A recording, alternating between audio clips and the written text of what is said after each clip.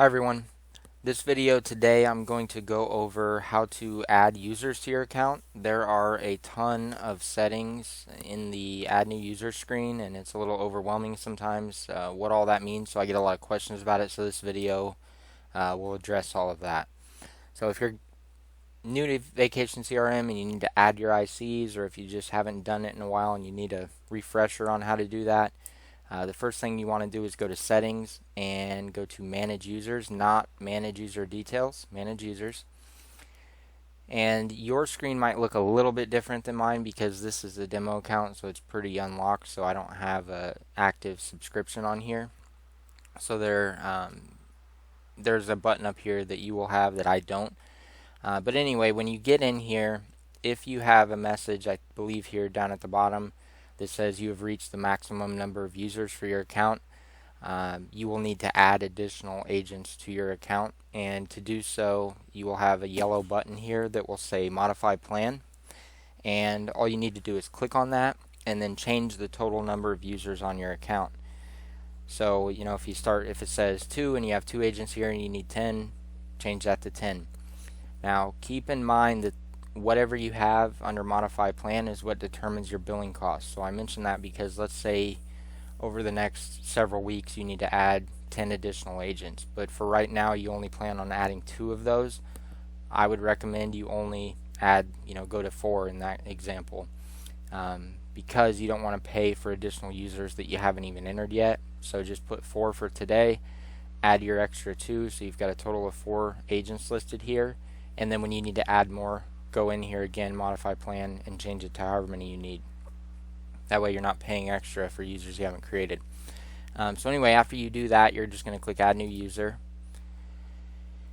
and you've got this screen here. So I'll talk about these here in a second. First, let's start with the items on the left hand side here. So user ID, this is what they are going to use to log in. Now this cannot be changed after you create the user, because the user ID is actually tied into a lot of stuff on the back end of the system, so changing it can cause issues, so we don't allow you to change the user ID for an agent that has already been created. So keep that in mind. A couple of things I've run into over the years is, if you have 2 agents with the same name, you could do first name, last initial, just to differentiate the two. Another thing I run into is if someone creates a user for, say, an assistant, and they know that assistant is only temporary, they will create it, but then when they replace that assistant with a different one, now it's stuck with the old assistant's name. So in that example, I would use something generic like sales or assistant, or something like that that's generic, so you can use it for more than one person if you were to change out assistants. You will need to create a temporary password for them. Just make it something simple. I believe it has to be at least 8 characters and contain at least 1 capital, and I believe at least 1 number as of today. So just make it whatever you want, something easy to remember. Once the agent gets logged in, they can just click on their name up here in the upper right hand corner and click change password to update it to whatever they would like. So moving down, a lot of this stuff is pretty self-explanatory: name, phone number, email address. Agent commission percentage, this is whatever split percentage the agent has with you, so it's numbers only. So if it's a 80-20 split, just put 80 there, saying the agent gets 80% of the commission. This one I get a lot of questions about, email address separator. What this is for are the email icons that you use to send emails from VacationCRM. When it loads the email, let's say you want to send a final payment reminder with the email icon on the dashboard in the final payments due section. If you have 2 clients on there and they both have email addresses, it will load an email to send to both clients at once. However, you need to separate those email addresses in your email program with something, either a comma or a semicolon. Those are your 2 options here, so comma or semicolon.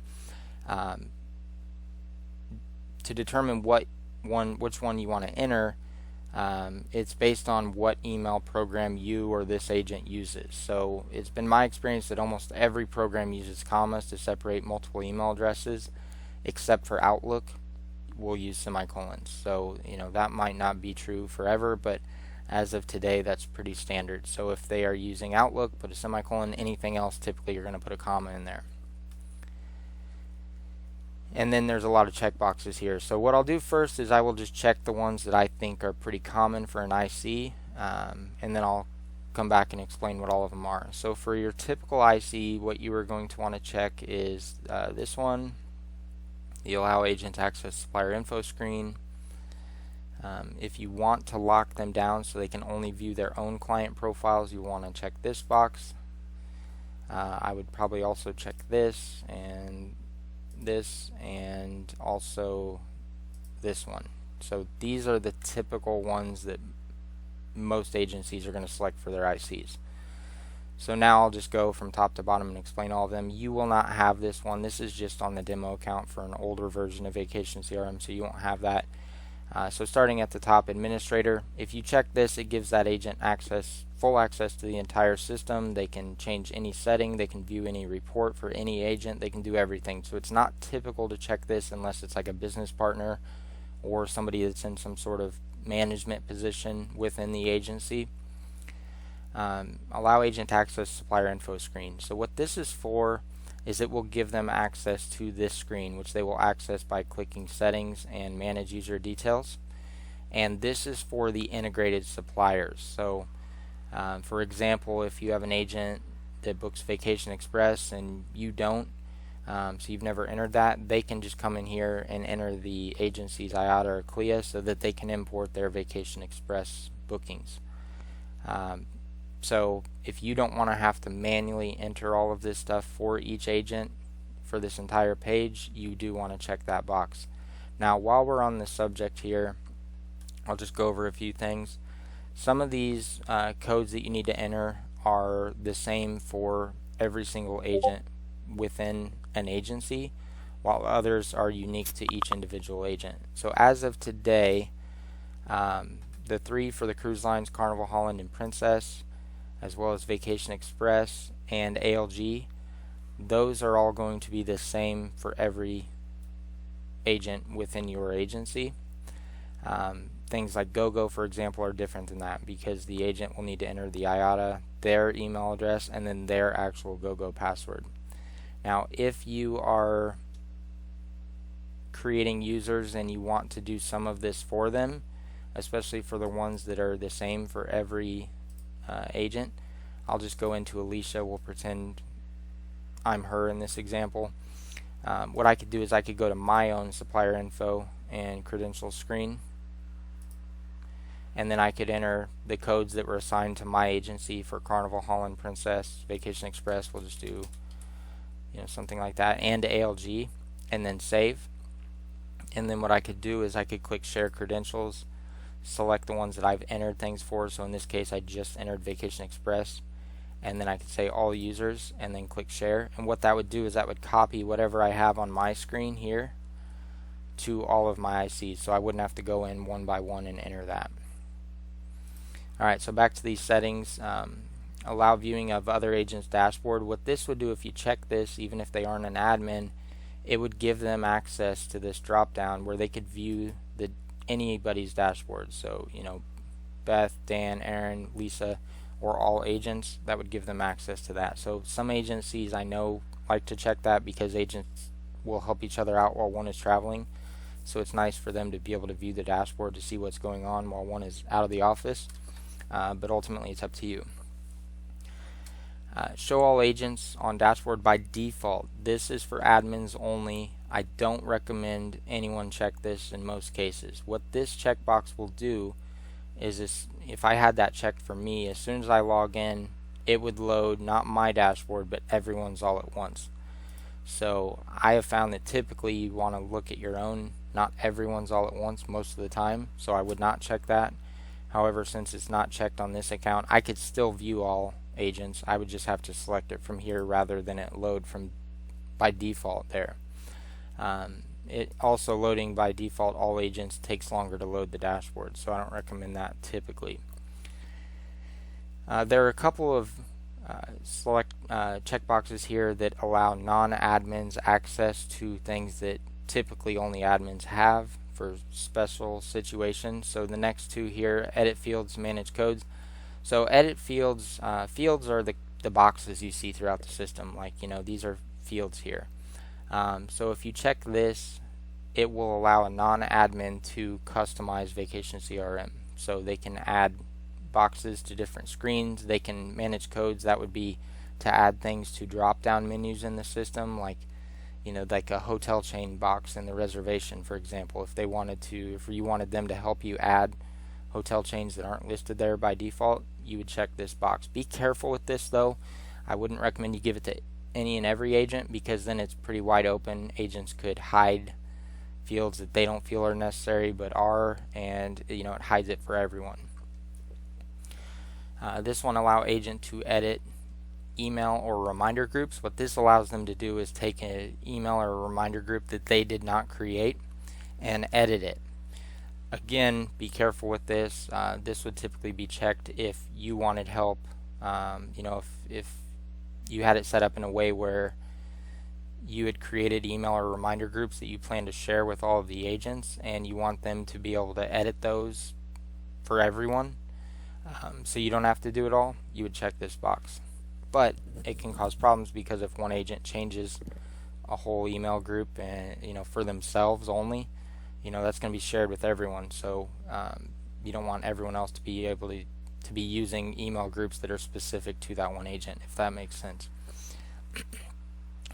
Allow viewing of other agents' reports. Again, I do not recommend you check this in most cases, because it will give them access to run reports for any agent.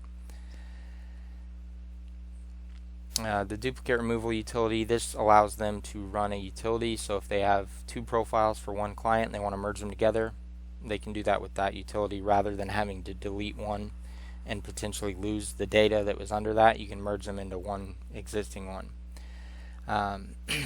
You might check this as well.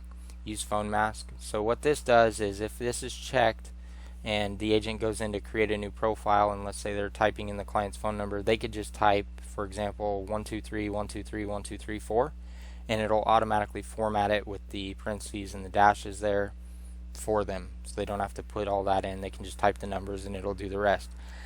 The only time I would say this wouldn't work very well is if you have an agent with clients with several foreign phone numbers that aren't in the same format as a US phone number. You wouldn't want to check that.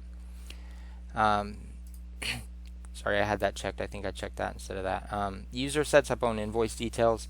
This depends on how you are set up as an agency. If you check this, the agent will not use the invoice template that you have created, or templates that you have created.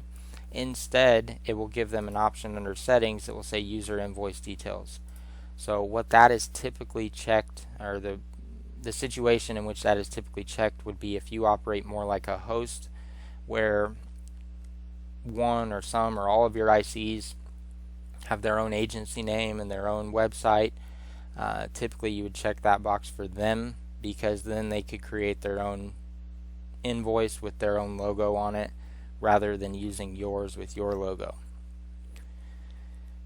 This one here is very similar to the edit fields or manage codes, or the edit email or reminder groups. What this will allow this agent to do, if this is checked, they can edit agency level invoice approval templates. So again, if you are wanting to work together with another agent to create several different templates for the entire agency, if you check this box, it will give them access to edit or save invoice approval templates at an agency level rather than just for themselves. This box here, again, depends on how your agency is set up. So if you haven't already done so, or you haven't been this far into the system, but when you're working with groups, the basic process is you create a group profile for the group, and then each person that books into that, you link their trip to that group to say this trip is part of that group.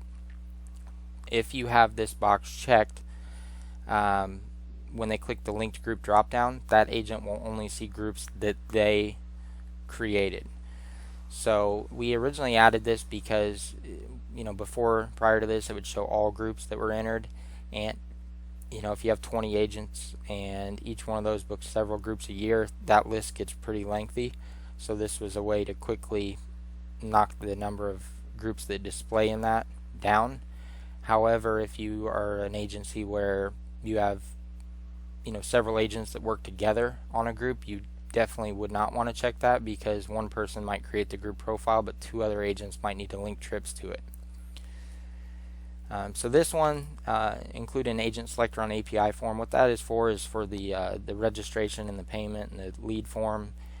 If this box is checked, that agent will show up under the Who's Your Travel Agent drop down, so agent or clients can select the agent they are working with. The only time you wouldn't check this is if you are creating a user that's more like an assistant, where they don't sell any travel, they just assist you or your ICs. So you obviously, since they aren't booking travel, they don't need their name on the forms. Hide credit card information. I would not check this in most cases. This will hide the entire credit card section from this user.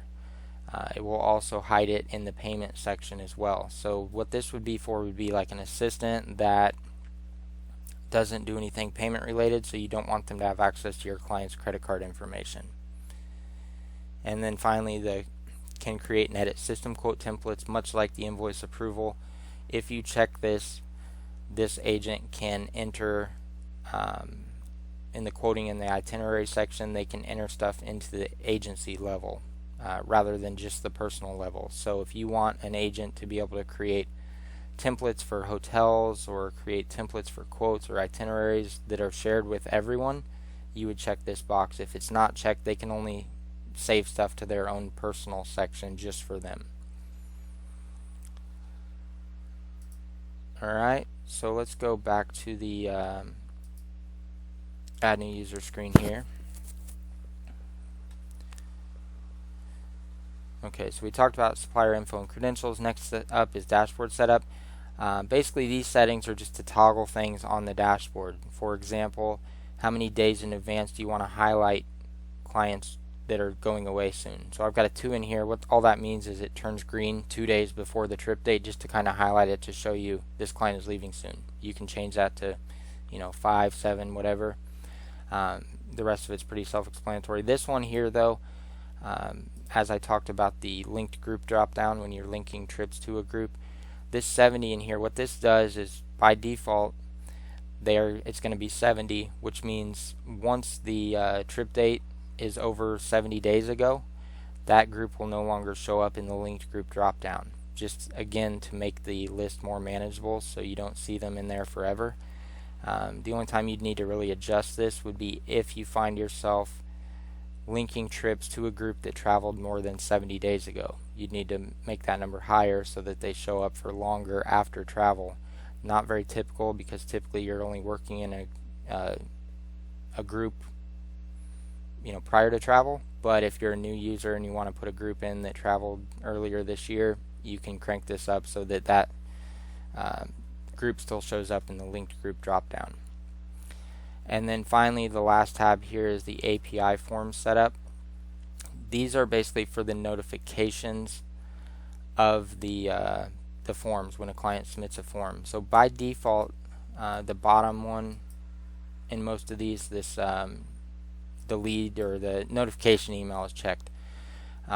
This will be an email that gets sent to the agent when one of their clients submits one of the forms. It'll say this, except you won't see all the code. But basically, if you read kind of between the code, it'll say you have received a new reservation. The agent they selected, or the primary agent on the client's profile or trip is whatever agent name. The agent they selected on the form, the client's name, stuff like that. It's just a pretty generic email to let you know, or the agent know, this client name filled out the form. Go to your dashboard to view the details. What this one is, the copy of the information, is if you check this, the agent will also receive a copy of the information that was submitted on the form via email as well. Now, it doesn't send everything, like the credit card number is masked, so you can't see a full credit card number in there for security reasons, but it is kind of nice to be able to receive an email that shows what the client selected on the form. So you could have both of these checked. You could have just the notification checked, or just the copy of the information. Is totally up to you, but if you have them both checked, the agent is going to receive 2 emails every time the client submits a form.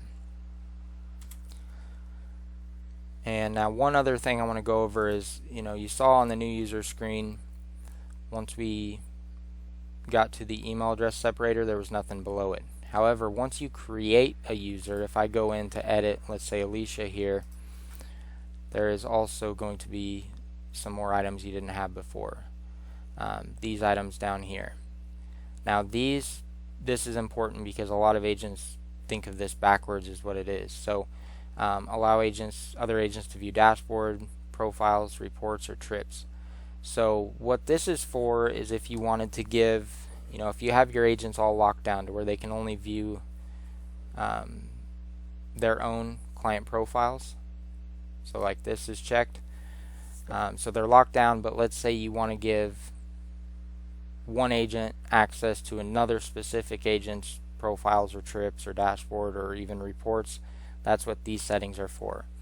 So this again is kind of backwards as how some people think. So I'm under Alicia, so any name I check here is giving that agent access to Alicia's stuff. So if I wanted to give, let's say, Dan access to Alicia's dashboard, I would need to go on to edit under Alicia and select Dan's name, not the other way around.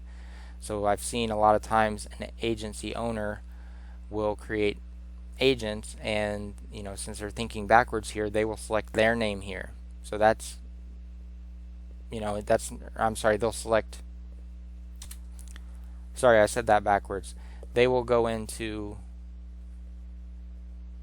their user and they will select all agents. And what that does is actually gives all agents access to the owner's profiles, trips, reports, and all that, which you typically do not want to do. So just remember, when you're under someone's name, anybody you select here, that is giving that person access to this person's information. So hopefully this was helpful. If you have any questions, feel free to reach out. Thank you.